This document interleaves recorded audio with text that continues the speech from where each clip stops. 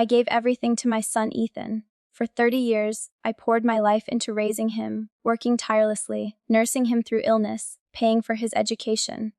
I even gave up my marriage, gave up my own life just so he could have a better one. But the day I told him I had lost my job, his first response was to throw me out, calling me a useless burden, a parasite. That was the moment I stopped swallowing my pride. I refused to be the mother who got stepped on any longer. I was going to stand up for myself. Ethan thought I had nothing. What he didn't know was that my late employer, who really respected me for the past years I devoted, had left me a fortune.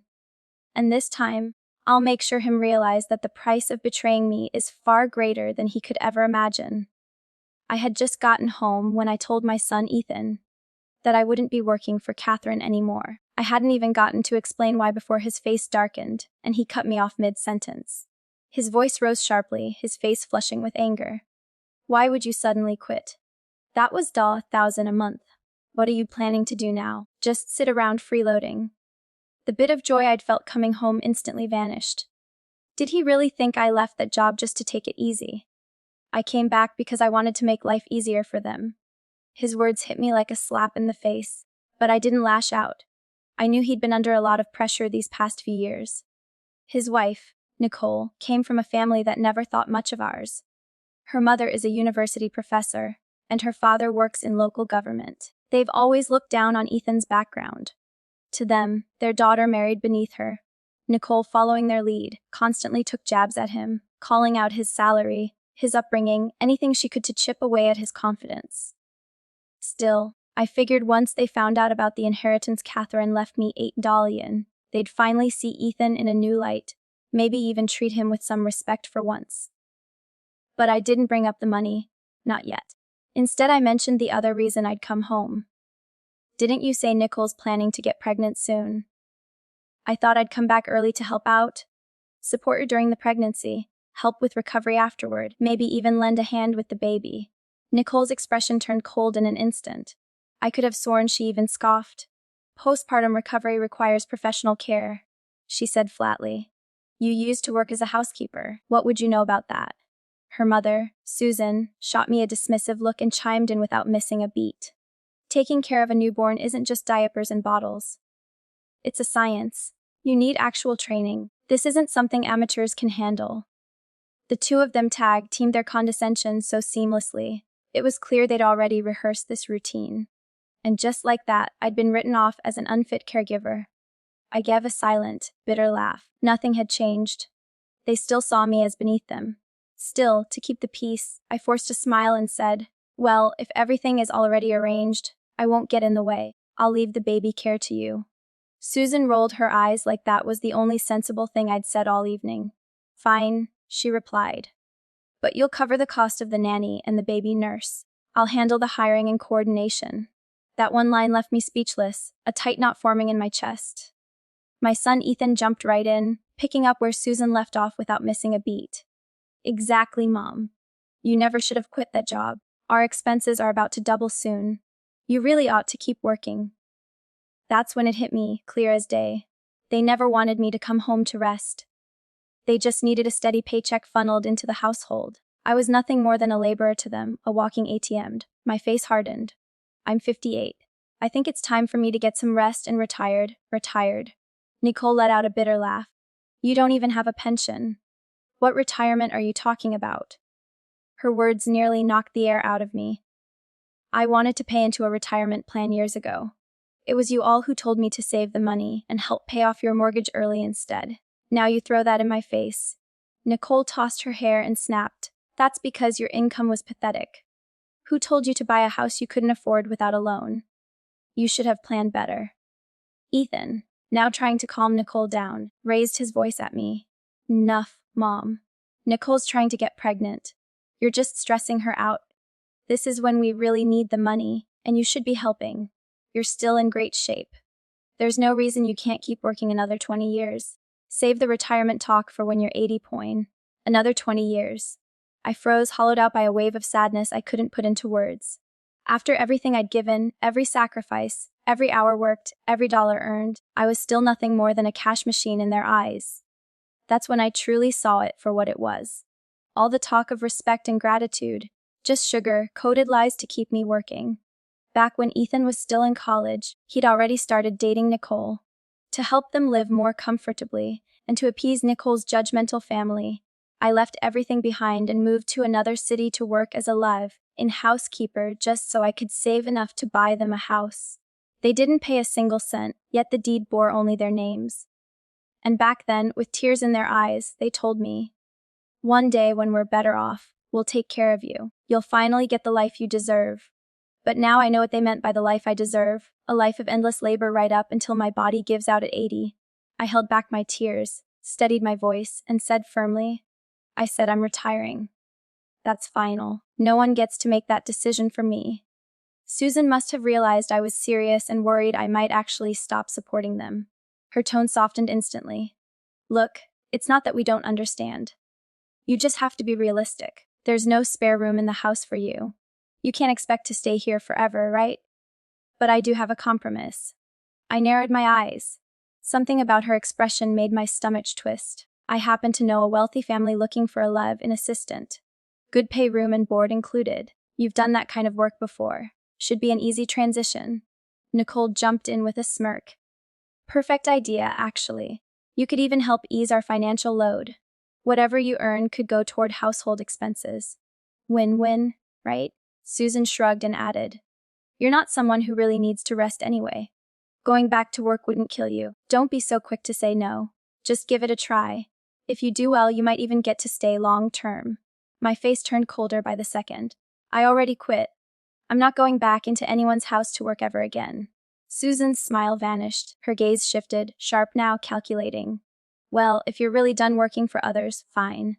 She paused, her voice suddenly airy but laced with pressure. "There's a senior residence nearby. Good facilities, decent meals and lodging. You could apply for a work-based stay. Maybe kitchen help, janitorial services. Something to earn your keep." Nicole rolled her eyes and scoffed. "Now that's more reasonable. You can't just live in a hotel and expect us to foot the bill. At least in assisted living, you'd be pulling your own weight. Stop expecting us to carry you." Rage simmered in my chest, but I forced myself to stay composed. I turned to Ethan. "You really think it's acceptable to send your own mother off to scrub floors in a retirement facility just to keep herself fed?" His eyes darted away, but he tried to keep up his rational act. "Mum, be realistic. You've always said you wanted to be independent. Isn't this the most dignified way to do that?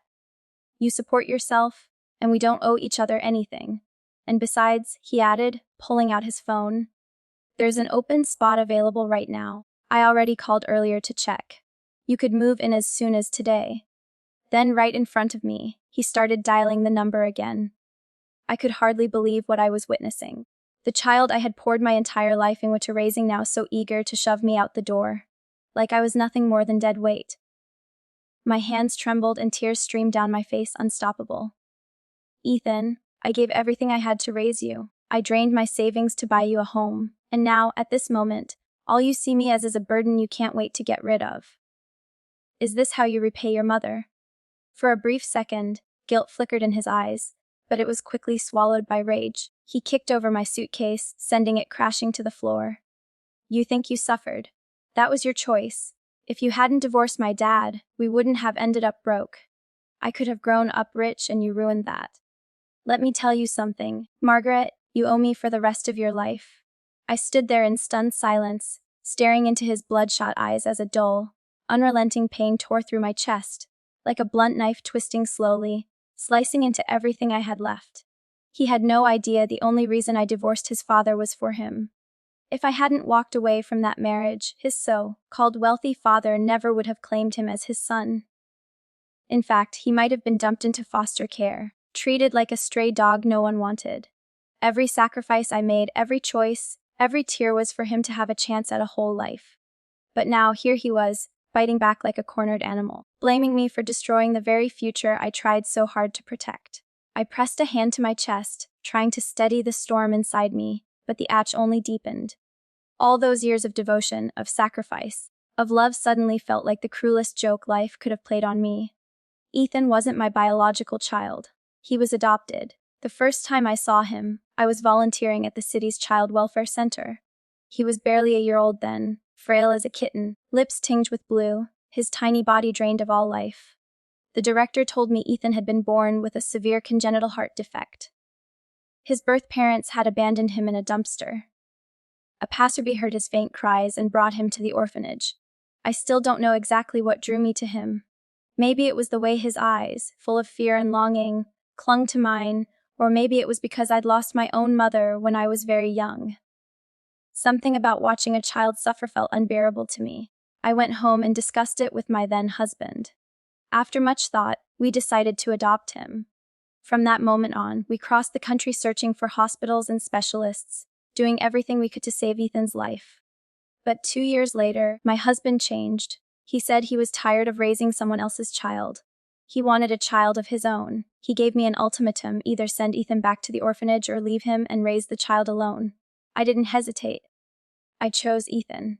Back then, his condition was still unstable.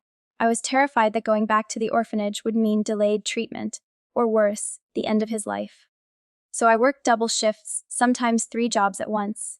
At night, I'd sit at the kitchen table, eyes burning, making handmade crafts just to scrape together extra income. And somehow, through those long, desperate years, I kept him afloat. He survived, recovered, and eventually became as healthy as any other boy. He even made it to college. I never told him the truth about his past, not because I wanted to lie, but because I didn't want to burden him. He was already a sensitive, insecure child. I didn't want him to carry the weight of knowing he was first thrown away by his birth parents, then rejected by his adoptive father. I wanted him to believe the world could still be kind, that love, real love, did exist. But never in my worst nightmares did I imagine he'd grow into this cold, selfish, ungrateful. As furious as I am now, there's also a flicker of relief.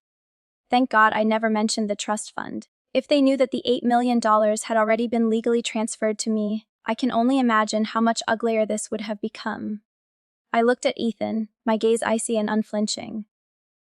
If this is how heartless you are, then so be it. From this moment on, we're done. You and I have nothing to do with each other anymore. I reached down, lifted my suitcase, and turned to leave. But Susan suddenly grabbed my arm. What are you saying? Ethan is your son. You're supposed to be responsible for his future. You can't just pack up and walk away like this. Nicole stepped in, echoing her mother's outrage. Yeah, what kind of mother does that? You raised him, and now you want to wash your hands of it. That's unbelievably irresponsible. I let out a cold laugh. You're a college professor, an educated woman, and this is the argument you're making. Legally, a parent is only obligated to care for a child until they turn 18. Me, I've supported Ethan all the way into his 30s. What more does he expect? Ethan's face twisted, his voice rising in fury. That's not parenting. That's you making bad choices and trying to pay off your guilt. Every miserable thing in my life is because of you. You owe me for life. Then he shouted, voice dripping with venom. Did you ask for my permission when you decided to bring me into this world? I almost laughed out loud at the sheer madness of it. He sounded completely deranged. I stared at him like he was a stranger, someone I no longer recognized.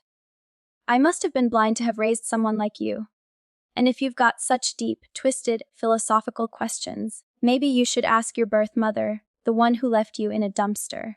I didn't know if he even processed what I just said.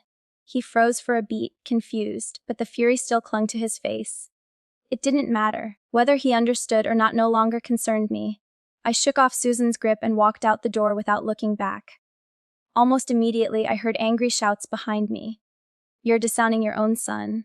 You're not even human. Don't get too proud, Margaret. When you're old, sick, and no one wants to take care of you, let's see how far that independence gets you. No one's going to hire a woman your age. When you hit rock bottom, don't come crawling back to us. I paused, turned around slowly, and looked at them with cool detachment. You should be more worried about yourselves, I said calmly. Don't forget, the house you're living in, that house you treat like your birthright, was bought with every penny I scraped together over the years. If I ever decide to take it back, don't be so sure you'll still have a place to live. Nicole stormed to the doorway, pointing a finger at my face, seething with rage. Don't you dare touch this house. It's registered in my and Ethan's names. It's legally ours. You have no claim. The more she shouted, the steadier I felt. Fine, I said, my voice unwavering. Then hear this. I don't care if I have to spend the price of 2 houses. I will not let this house stay in the hands of a bunch of ungrateful leeches. Nicole's eyes widened in disbelief. Then she burst out laughing, her voice mocking. You've lost your mind. 2 houses. You probably don't even have $1,000 to your name. This house is ours. It's our marital property. You're just some washed-up maid trying to bite off more than you can chew. Get lost. People like you deserve to rot on the streets. With that, she slammed the door in my face. I didn't respond. I didn't argue. I didn't even flinch. I just turned toward the elevator, pulled out my phone, and started browsing listings for luxury homes in the city's top neighborhoods. A bitter smirk played at my lips. If I didn't move into the best house in town, I'd be doing a disservice to the $8 million sitting comfortably in my trust fund. That night, I checked into the most exclusive 5-star hotel downtown. Then I contacted Catherine's private attorney and instructed him to initiate the legal proceedings to reclaim everything that was rightfully mine. In the days that followed, I lived in that hotel, while diving deep into the city's luxury real estate market, researching properties, reviewing listings, and scheduling viewings. A week later, I had an appointment to tour a highly sought, after-gated villa community. It was the most prestigious development in town. What I didn't expect was the sales agent assigned to show me the property was none other than Susan's niece, Chloe. The luxury real estate showroom was bustling with people.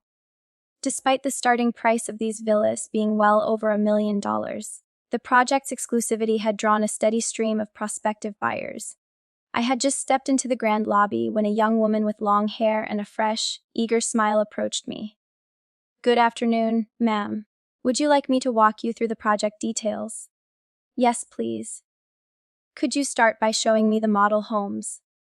I followed her toward the display area, but we hadn't made it more than a few steps when a sharp voice rang out across the room. Who's handling client screening today? Do we just let anyone walk in now? I looked up. There she was, Chloe, Susan's niece, Nicole's cousin. We'd only met a few times, but she had left a lasting impression. Classic social climber attitude, the kind who drips arrogance in every word and move, constantly flaunting how she only dealt with high society clients. Before I could react, she was already striding over, heels clicking confidently, eyes full of disdain. Margaret, what are you doing here? I glanced at her coolly and kept walking. I'm here to view a property. Is there a problem? She immediately stepped in front of me, blocking my path with a sneer. A housekeeper. You think you can afford this place? Don't tell me you're just here for the free coffee. I've seen plenty like you, pretending to be buyers, just looking to snag some free snacks. People nearby began glancing over, whispering, their expressions carrying that uncomfortable mix of judgment and curiosity, some even nodding slightly as if to say, she's not wrong. The young assistant beside me spoke gently, trying to diffuse the situation. Chloe, I'm not busy right now. I can show this lady around. But Chloe shoved her aside without hesitation, eyes burning with contempt. And who do you think you are, lecturing me on how to do my job? The girl shrank back, intimidated. Then Chloe turned and waved over 2 security guards. You two, escort this visitor out of here now. The showroom fell silent. All eyes were on us. I raised my hand calmly, stopping the guards before they could approach. I came here to view a property. On what grounds are you kicking me out? Where's your manager? I'd like to speak with someone in charge. I turned toward the crowd. You're all here to look at properties too. Why don't you tell me? Have I done anything inappropriate? The guards hesitated. I wasn't backing down, and they clearly didn't want to get involved in something messy. Chloe stood with her arms crossed, scoffing loudly. Go ahead, make a scene. Let's see how far you take this performance. Just then, a young man in a crisp white shirt approached quickly, wearing a polished, professional smile. Good afternoon, ma'am. I'm Alex, the sales manager for this project. Is there an issue I can assist with? Before I could speak, Chloe jumped in. Alex, she's just here for the freebies. I was about to have security remove her. Alex frowned slightly but kept his tone courteous. Ma'am, would you mind showing us some form of financial verification? As you know, this is an invitation-only showcase, and we do require proof of purchasing ability.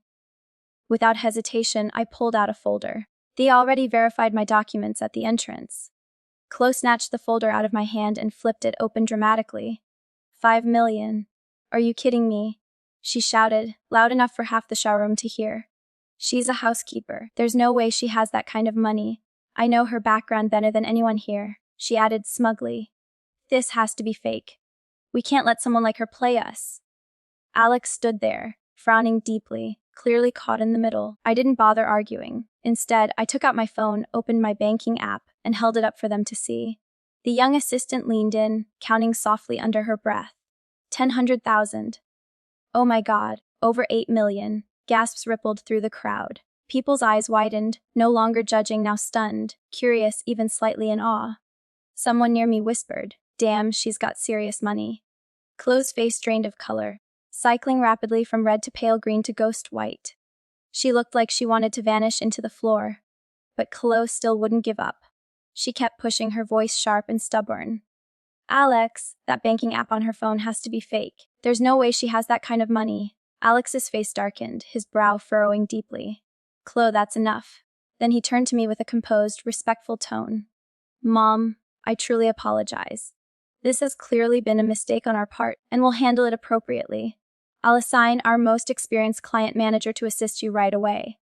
I waved a hand lightly, offering a calm smile, then turned to the young woman who'd greeted me earlier. "No need. She's perfectly fine, very professional. I want her to show me the property." Alex looked slightly uneasy. "Actually, she just started, still in training technically. I was only worried she might not have enough experience." "But I like her," I said firmly, leaving no room for discussion. "I'm buying the house today and I want to do it through her." Alex nodded immediately, flustered but eager. "Of course, absolutely. Monica, make sure you take excellent care of our distinguished guest." Chloe stood off to the side, her face stiff, her lips twitching with suppressed frustration. She watched me walk away, seething, then muttered under her breath, "Just a glorified errand maid, pretending she's somebody." I ignored her completely and pointed to the scale model at the center of the showroom. "I want to see this one," I told Monica. The moment I laid eyes on that villa, I knew. Soaring ceilings in the living room, a spacious backyard garden, a sunroom spanning over 200 square feet. Most importantly, it was fully furnished and move-in ready. "I'll take this one," I said without hesitation. "Let's get the paperwork started."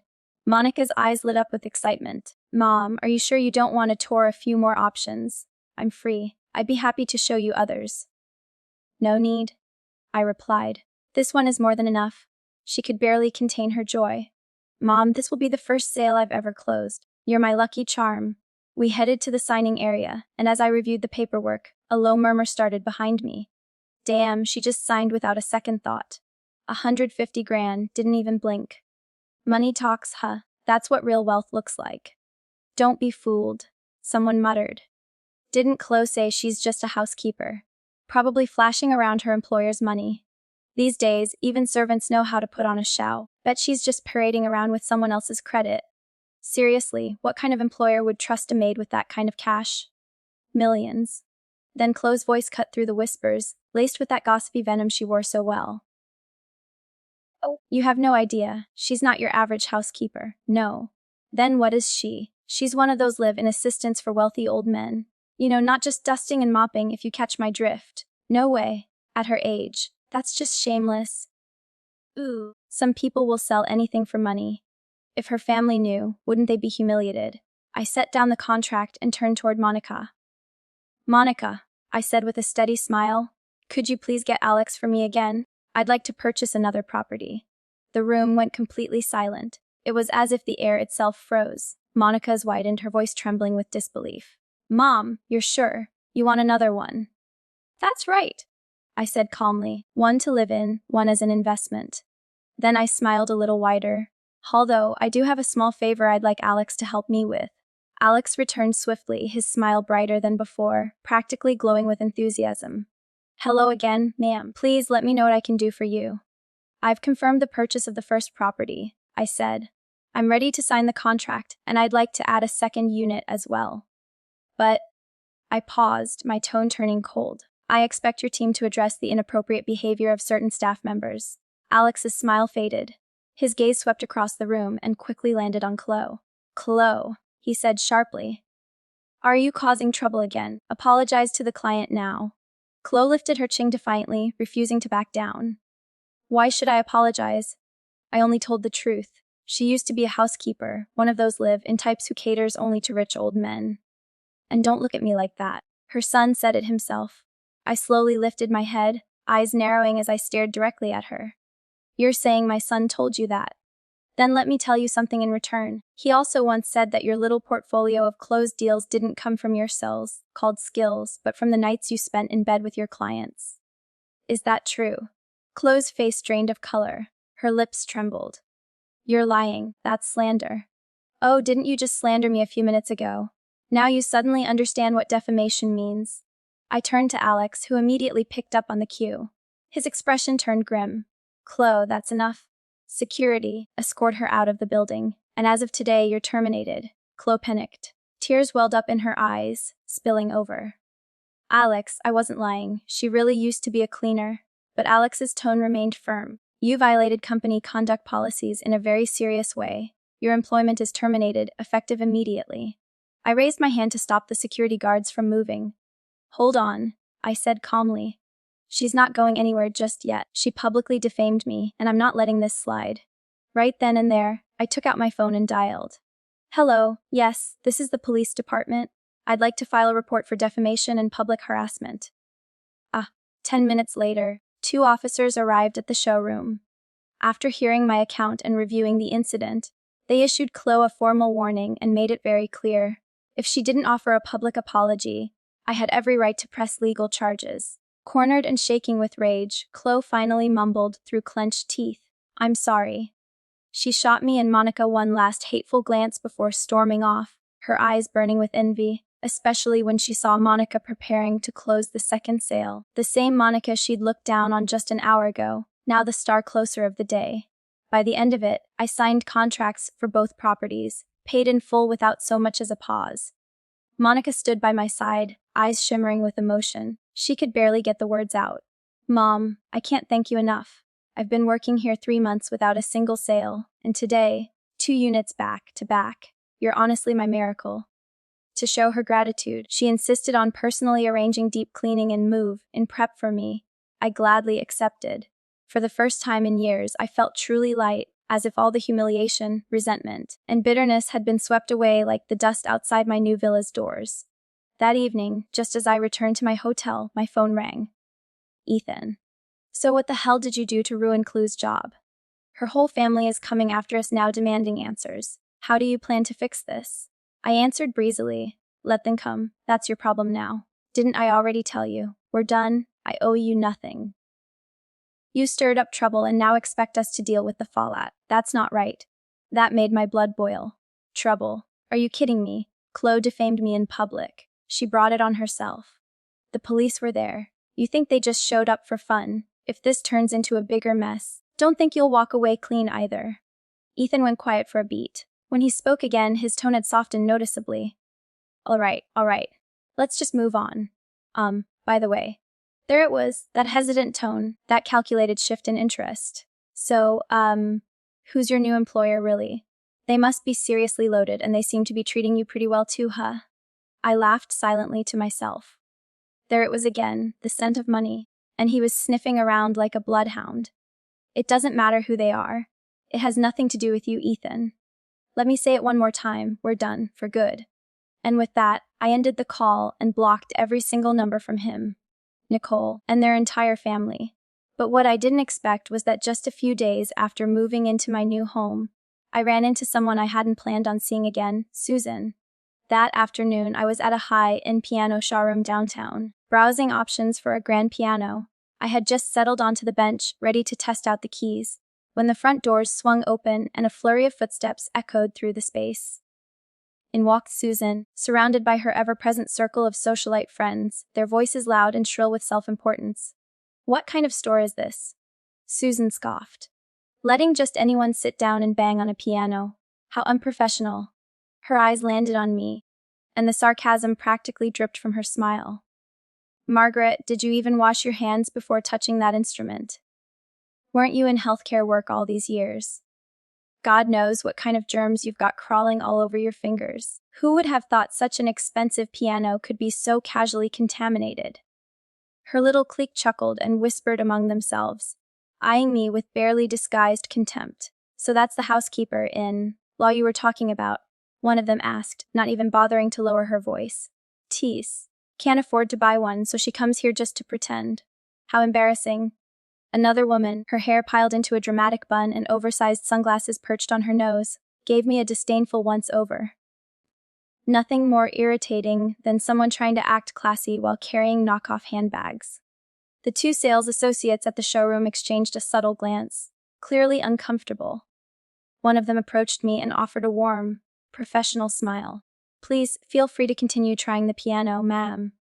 That's exactly what they're here for. No purchase required. I nodded politely, then turned back to the sheet music and prepared to play. Trying to ease the growing tension in the room, the other sales rep approached Susan and her group. Laddies, welcome. Is there a particular model you'd like to see? I'd be happy to walk you through our selection. Susan shot me a glance full of frost, then replied sharply. We were going to take a look, but now I'm not so sure. Clearly, this store doesn't care about its instruments or its clients. I gave the store associate a calm smile and said clearly, I'll need a bit more time to try a few. I fully intend to make a purchase today. The woman with the bun scoffed and dropped into a nearby sofa, arms crossed. Sure you do.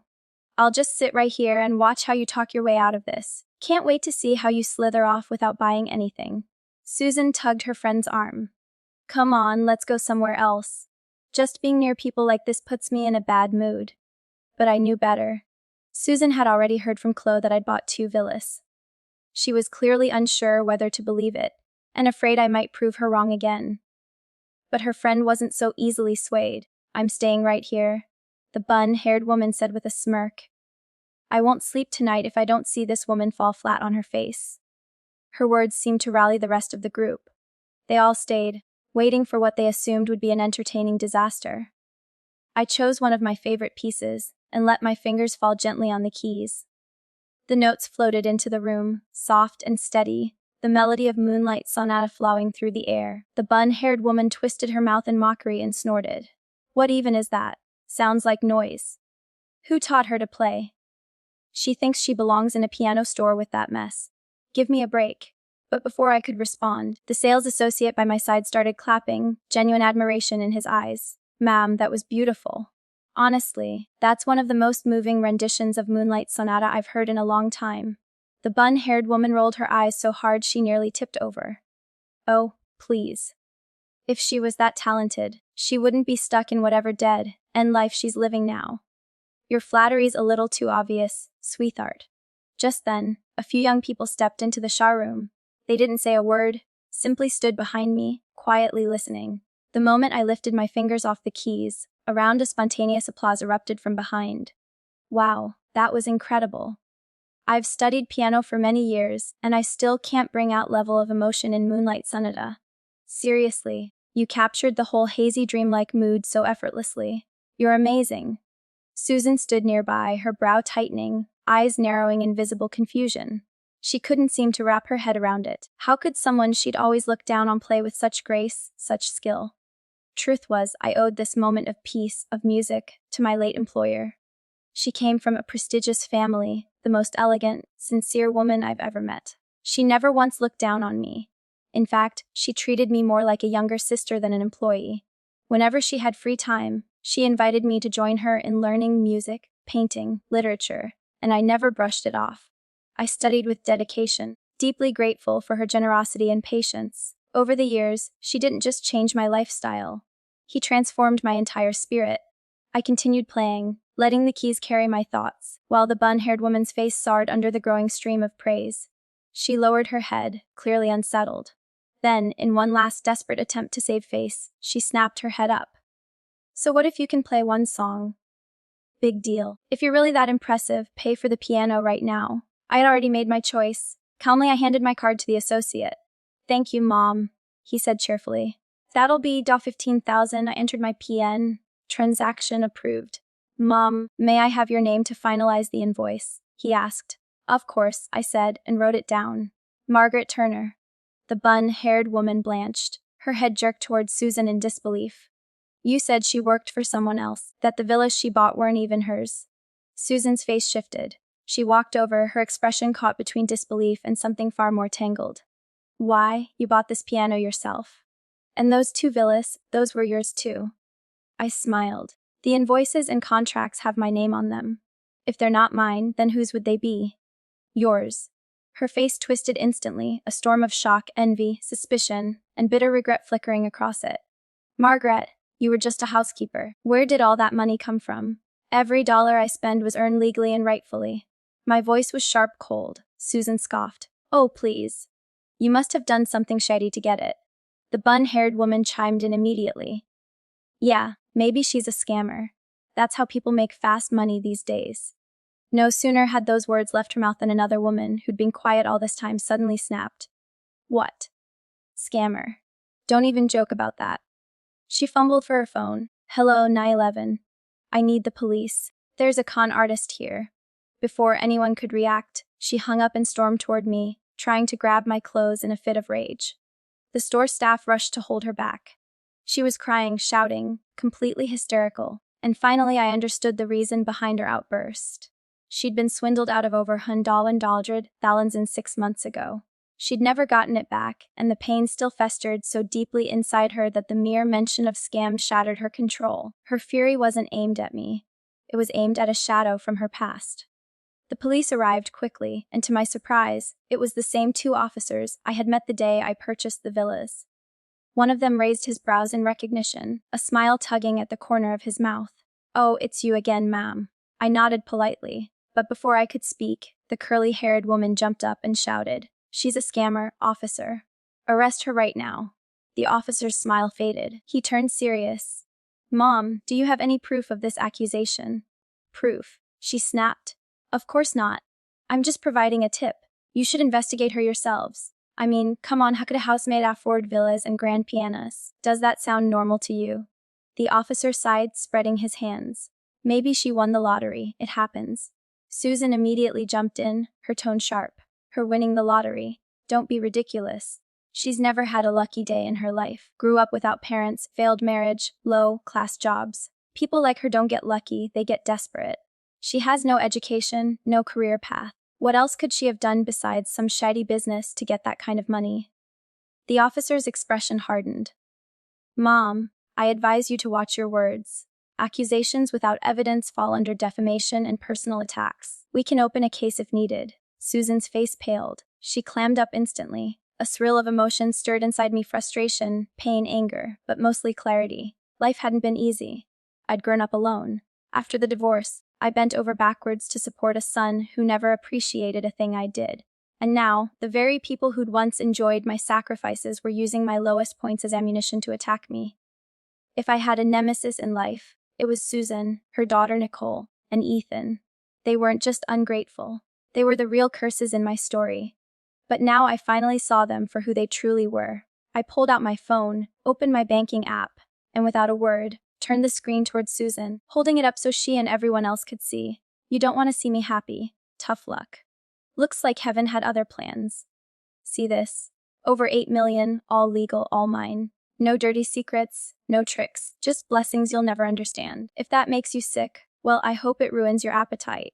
You want to accuse me of sleeping my way to the top. Go ahead, sue me. I'll be waiting. Susan's water cup slipped from her hand and crashed to the floor with a loud clang. I could almost hear the crack of her pride shattering. 8 million. How the hell do you have that kind of money? Her voice shook, panic breaking through her disbelief. Then her expression twisted, almost like something had just clicked. Oh. Now I get it. That's why you cut ties with your son. You got rich and dumped him like trash. How heartless, Margaret. You're unbelievable. I turned to her, my tone sharp, unwavering. Don't twist the story, Susan. I was ready to leave every cent to your daughter and my son. That was my plan. But then you two decided I was a burden the minute I quit my job. You pushed me out of the house like garbage. You think I forgot. That house you're living in, every dollar that bought it came from me. And not only did you kick me out, you wanted me to scrub floors at a second, rate nursing home just to keep earning for your family. You even suggested I go work for some old rich man as his live-in servant. God knows what kind of services you had in mind. Tell me, Susan, do you even have a shred of decency left in you? I could have given your whole family a life of luxury, but no. Not a chance. You ruined it yourselves. I turned to the growing crowd of onlookers. Tell me, doesn't this pack of ingrates deserve everything they've lost? The crowd's energy shifted. Their eyes, once filled with gossip, now brimmed with judgment, aimed squarely at Susan and her friends. Susan's face burned red like a con artist caught mid-scheme. You're lying. We never said you should go work for some old man. Oh, I said calmly. Should I play the recording for everyone here? Let them hear your exact words. Her face went pale, and for a second, I saw real fear in her eyes. That recording is probably edited. I'm not listening to that garbage. Her voice cracked as she turned away, retreating toward the exit. Margaret, you're cruel to the core. You'll get what's coming to you someday. And with that, she stormed out, slamming the door behind her. I finally exhaled. It was over for now, but I knew better than to think it was truly finished. With that much money on the line, people like Susan and Ethan never stay quiet for long. What I didn't expect was how quickly Ethan would crawl back into the picture. The very next morning, the concierge delivered a massive bouquet of flowers, claiming someone had left it at the gate for me. I frowned, dragged the flowers inside, and sifted through them. Right in the center was a card. Wishing you a lovely weekend. Love, your son Ethan. I nearly burst out laughing, disgusted to the core. It was so shameless, it was almost comical. Without hesitation, I picked up the bouquet and tossed it straight into the kitchen trash can. Then I snapped a photo, crushed petals, bent stems, and the crumpled card all in one frame and sent it to the gatehouse. From now on, refuse anything sent by this person. Also, kindly forward him this picture. I didn't just want him rejected, I wanted him humiliated. Sure enough, I never received another bouquet from him again. But he didn't give up, he just escalated. He began waiting outside the gated community every single day. Rain or shine, workday or weekend, he'd be there lurking, desperate. Every time I came or went, he'd put on another pitiful act, like some character in a cheap tragedy. One day, he even dropped to his knees on the sidewalk, crying hysterically. Mom, please don't be angry anymore. Come home. I was wrong. Mom, no matter what, I'm still your son. How can you be this cold to me? I didn't even bother looking at him. His theatrics only made my skin crawl. Eventually, I got so sick of the scene that I hired a full-time driver. Every day, I sat in the back with the windows up, gliding past the front gate straight into my villa's garage. No eye contact, no conversation, no chance for him to reach me. Ethan kept it up for 2 full weeks. But once it was clear I wasn't budging, he finally gave up. At least I thought he did. Instead, he changed tactics. He went digging through and somehow managed to contact my ex-husband, Richard, who was once Ethan's father too. That's when things truly began to spiral in a way I hadn't anticipated. Ethan wasn't trying to reconcile anymore. He was trying to control me, crush me, break me down completely. It became obvious, if he couldn't get what he wanted, he'd rather see me destroyed. One afternoon, my phone rang. It was Richard. We hadn't spoken in over 20 years. I had no idea how he even got my number. I just thought I'd give you a heads up, he said casually. Ethan came to see me. He cried and begged me to talk you into going back home. I don't know what happened between you two, and frankly, I told him that's not my business. I just reminded him I'm not his biological father. I even added that whatever's going on between the two of you has nothing to do with me. I'm an outsider. But he insisted I was lying. He even showed up at my office making a scene. I had no choice but to take a paternity test to shut him up. I didn't tell him the full truth, though. I kept my promise from all those years ago. I didn't reveal his real background. So bottom line is, he now knows I'm not his father, but you're still his one and only mother. I hung up, already bracing myself. I knew it was only a matter of time before Ethan came knocking on my door again. When he did, I'd be ready. I'd tell him everything, the truth he was so desperate to avoid. I'd tell him to go find the mother who abandoned him in a dumpster and stop trying to tear my life apart. But that confrontation never came. Instead, Ethan took a darker turn, a turn I hadn't anticipated. Roughly a week later, I noticed something strange. The way people in the neighborhood looked at me had changed. Their glances lingered longer, their smiles grew thinner, more forced. I brushed it off at first, until Monica called me one afternoon. Margaret, I just wanted to say I know you're a good person. Please don't let what people are saying upset you. I was confused. What are people saying? That's when I learned what had really been happening. I'd become an internet sensation, but not the good kind. Ethan had started live streaming daily on a popular social media platform. His channel title, How My Mother Abandoned Me. I clicked in and saw the full picture. He hadn't outright accused me of being a mistress or anything scandalous. No, he'd gone for something much more insidious. He'd crafted a manipulative sob story, painting himself as a heartbroken, abandoned son, while twisting me into the cold, ruthless, hungry villain. In his streams, he said things like, "My mother never really loved me. I worked so hard, studied so hard, and she wouldn't even support me in the smallest ways. The year I got into college, she left for another city to work as an assistant for rich people, leaving me to live alone in a tiny rental apartment. When I got married, she didn't contribute a single dollar. Even when my wife got pregnant, she never offered a shred of help. Now that she's suddenly rich, she's cut me off completely like I never existed. I don't even want money. I just want her to acknowledge me as her son, but she won't even say my name. She lives in a mansion now, rides in luxury cars, and enjoys an upper-class life while I get judged and humiliated on the streets." The comments section exploded. People split into two camps. Some sympathized with him, others called me heartless. And of course, there were the instigators. "A mother like that doesn't deserve to be called one. She should be ashamed. He's so pitiful. I'd do anything to give him the love he never had." His live stream blew up. His follower count skyrocketed. He even started selling merchandise and products on his channel, riding the wave of pity donations from his so-called supporters. "Will be the warmth your mother never gave you. You deserve better, sweet boy. She doesn't deserve happiness." And then things turned even uglier. People began digging into my personal life. My name, my photo, my address, all of it started circulating in comment sections and reposts. I had officially become the face of a social media villain, the most heartless mother on the internet. And then that evening, my phone rang again. This time, it was my lawyer. "Margaret, we can proceed with legal action right away." My lawyer said, "We can file for removal of defamatory content, demand a public apology, and pursue compensation for damages." I paused for a few seconds, then smiled calmly. "No rush. Let him perform a little longer. I plan to take this into my own hands first." That same night, I registered my own account on StreamNet and launched my own live channel. I titled it, "So This Is the Mom Who Abandoned Ethan." First, I dropped into Ethan's stream and sent several $1,000s in donations, instantly grabbing attention and spiking the live chat feed. Then I sent a message across the screen for everyone to see. "Hi, everyone. I'm the heartless mother Ethan's been talking about. He's been crying for weeks, saying I cut off his financial support. Come over to my channel, I'll show you the truth. Tonight, I'm giving away the 100,000 in cash prizes. Join if you want. First come, first served." Within seconds, a flood of viewers jumped to my stream. Traffic surged wildly, and I started sending out the promised rewards. The comment section exploded with excitement. "Thank you, Sugar Mama. This is the real content queen. Taking notes. She's more loving than my own mom." Riding the wave of viral momentum, I officially began my live broadcast. I didn't waste time sugarcoating anything. I spoke straight into the camera.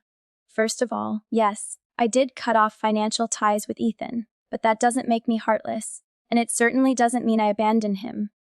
People deserve the full story. I didn't walk away because I stopped loving him.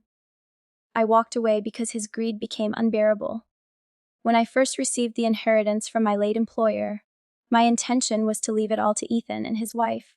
But do you know what their response was? Instead of gratitude, they accused me of wanting to freeload and teamed up to throw me out of the house. They even suggested I move in with a random elderly man as his live-in assistant, because in their minds, my only value was continuing to work and funnel money into their household. To them, I wasn't a mother. I was a bank account. As I spoke, I displayed a scan of the trust documents from my former employer, a legally notarized statement showing I'd inherited approximately more than $8 million in assets. The money I have came from a legitimate trust, left to me by a woman who treated me like family. She had no children of her own and made me her sole beneficiary. The comments blew up again. "Lost $9 million. Got? What kind of employer does that?" Finally, karma rewarding a good heart. This isn't cold, it's clarity. Of course, not everyone was convinced. A few skeptics popped up. "Still, you're his mother. Aren't you supposed to support your child?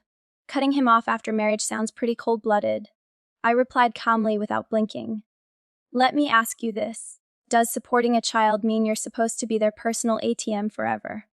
I raised him alone since he was 1 year old, paid his school fees, bought him a house.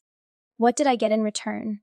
suspicion, rejection, disrespect, and being forced out of my own home. They wanted me to keep working like a machine to subsidize their lifestyle while treating me like a burden.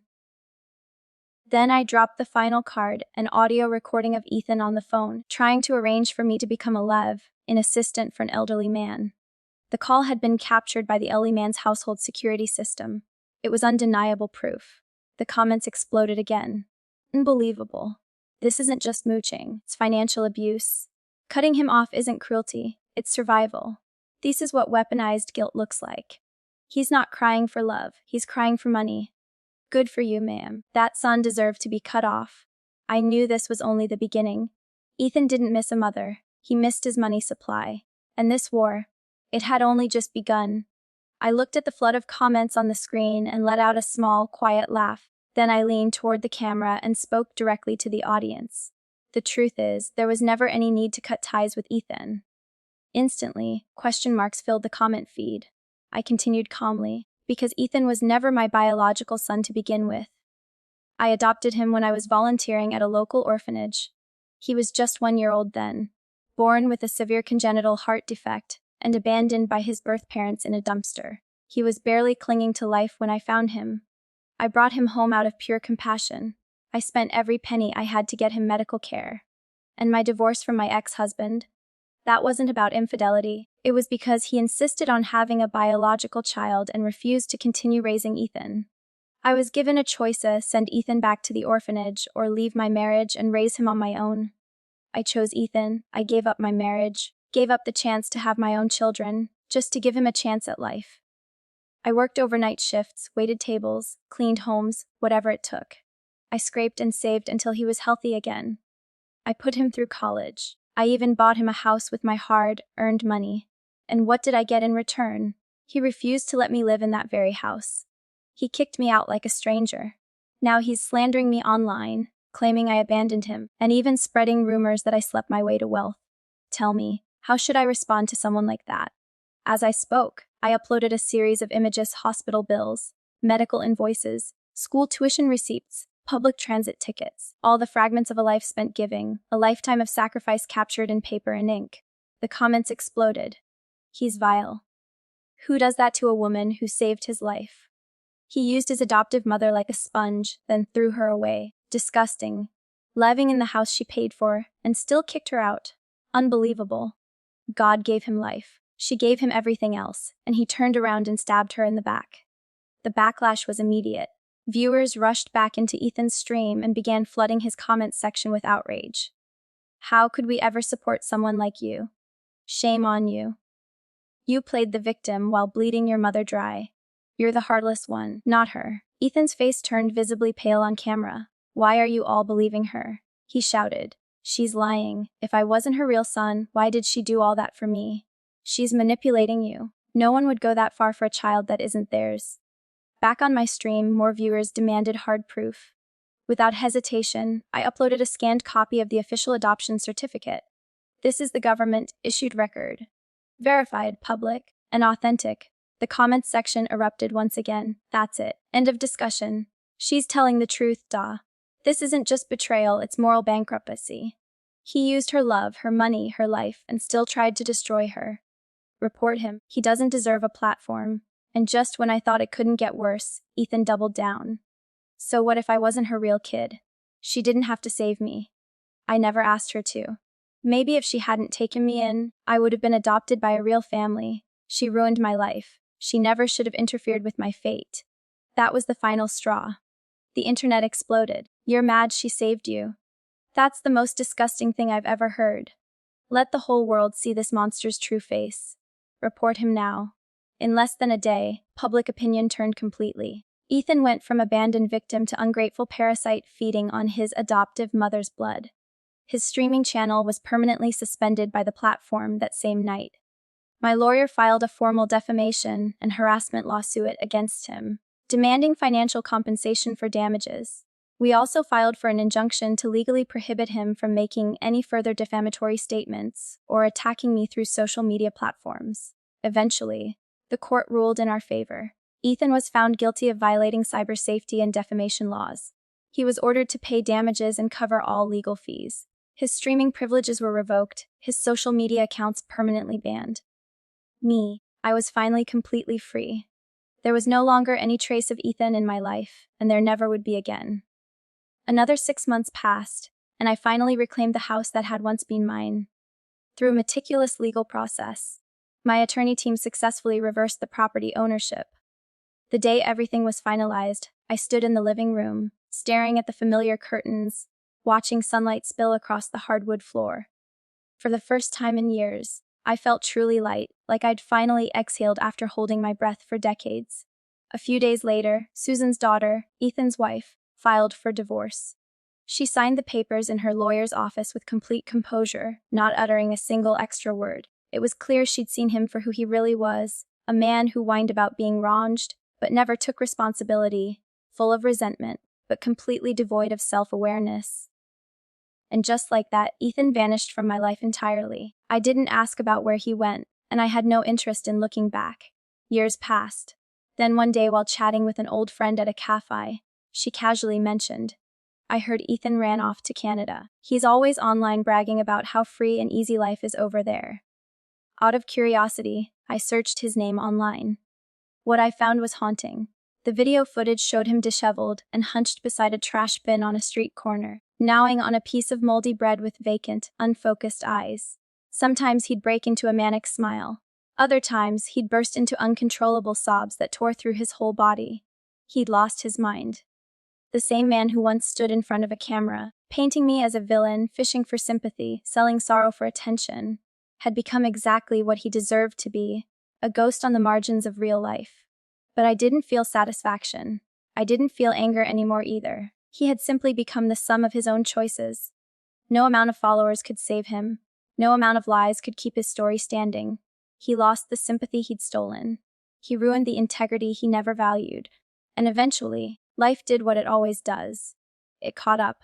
As for me, I was finally done with the battle that had drained me for over 30 years. The 2 villas I'd bought on impulse during that dark chapter, I sold them during the housing market upswing and walked away with a tidy profit. What once symbolized fury and defiance had turned into the foundation of my next chapter. Eventually, I moved to a quiet lakeside town on the western edge of the city. It wasn't the most expensive neighborhood, but it was everything I'd ever wanted. Sunlight flooded the windows. My garden bloomed with wisteria and roses. The kitchen always smelled of my favorite dark roast coffee. My easel stood beneath the trees, waiting for lazy afternoons of painting. The air was clean, the world slow, and life gentle. No one called me Mom anymore just to demand something. No one accused me of being cold. No one claimed I hadn't done enough. For the first time, I could hear my own breath in the music and the sunlight. For the first time, I finally belonged to myself. Sometimes people still ask me, "Do you regret adopting Ethan?" I used to think long and hard about that question, but now when I hear it, I just smile softly and shake my head. I say, I don't regret it. I only regret not understanding sooner. That kindness should never be practiced at the cost of self-destruction. Learning to protect myself was the most important lesson I ever learned in the second half of my life. I was never a perfect person, never a saint, but I became something far better, a woman who finally lived for herself. And it turned out that wasn't too late at all.